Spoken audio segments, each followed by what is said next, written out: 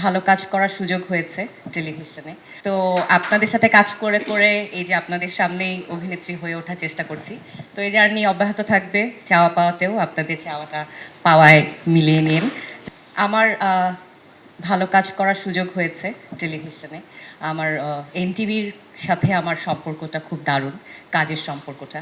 আমি মোস্তফা কামাল চাচার সাথে কাজ করার সুযোগ হয়েছে। আমি রিপ্লেসমেন্ট ক্যারেক্টার দিয়ে শুরু করেছিলাম। কোথায় আমাদের খোকন ভাই কই? দূরে।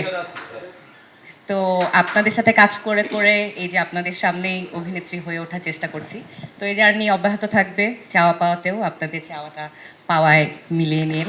রাকেশ বসুর সাথে কাজ করার এক্সপিরিয়েন্স সবসময় আমার ভালো ছিল। এবারও আমাদের একটা দারুণ টিম আছে, মিষ্টি, রাকেশের ওয়াইফ, আমরা সবাই মিলে যারা কাজ করেছি অনেক। আসলে এখানে আমি জানি না কেন সামনে যারা কাজ করি আমরা তারাই কথা বলি, এখানে তাদেরই কথা বলা উচিত যারা ক্যামেরার সামনে কাজ করেন না, এটা আমার মনে হয়। কারণ আপনারা হয়তো ওনাদের এতটা পরিশ্রমের কথা ঠিক মানে ওনারা নিজেদের জায়গা থেকে হয়তো আরো অনেক বলতে পারেন। আমরা তো সবসময় টেলিভিশনের সামনে থাকি, তো সেই জায়গা থেকে আমি কৃতজ্ঞতা জানাচ্ছি আমার পুরো টিমকে। Thank you so very much. Thank you.